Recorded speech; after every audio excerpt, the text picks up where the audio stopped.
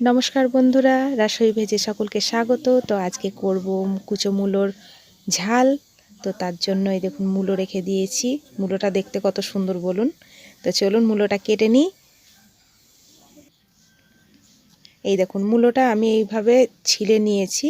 ছিলে নিয়ে মূলোটাকে এইভাবে গ্রেটার দিয়ে গ্রেট করে নেব। আমি বটিতে কাটবো না, আমি এটাকে গ্রেটার দিয়ে এই মানে ছোট ছোট করে কুচো কুচো করে আমি এটা কেটে নেব। তাই জন্য এটার নাম দিয়েছি কুচো মূলোর ঝাল। তো চলুন দেখি।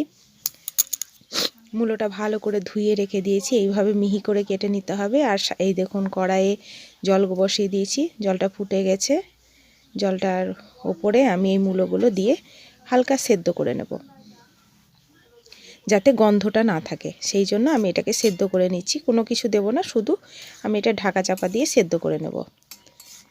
এমন সেদ্ধ নয় যাতে একবারে গলে যায়, মানে হালকাভাবে সেদ্ধ করে নেব।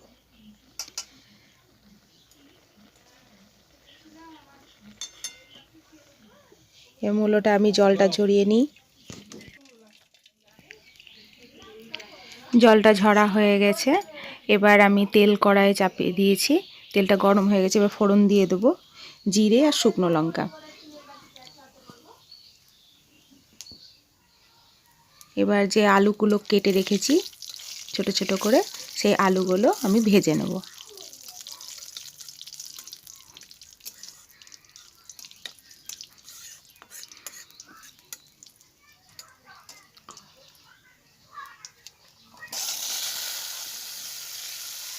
এবার মশলার জন্য আমি জিরে আদা বাটা আর লঙ্কা এই তিনটে বেটে রেখে দিয়েছি। আর কিছু নয়, জিরে আদা লঙ্কা, আর কিচ্ছু দিতে হবে না। আর যদি কেউ তেজপাতা দিতে পারে তেজপাতাও বাটা যায়। তো এই দেখুন আলুটা ভাজা হয়ে গেছে। এবার মূলোগুলো দিয়ে দেবো, সেদ্ধ মূলোগুলো। এবার এটাকে সামান্য ভেজে মশলা দিয়ে ভালো করে কষিয়ে নিতে হবে। লবণ হলুদ মিষ্টি দিয়ে ভালো করে এটাকে কষিয়ে নিতে হবে।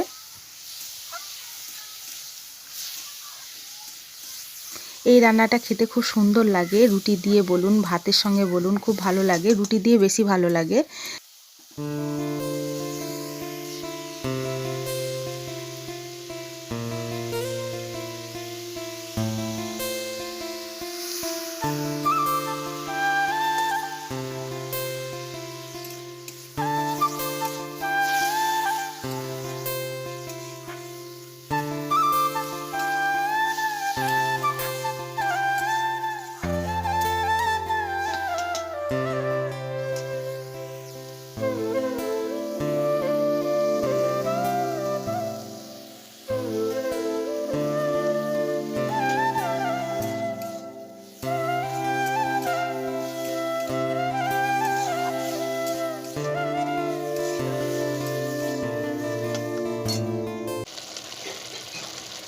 এই দেখুন কষানো হয়ে গেছে। এবার সামান্য জল দিয়ে এটা ফুটতে লেগে গেছে।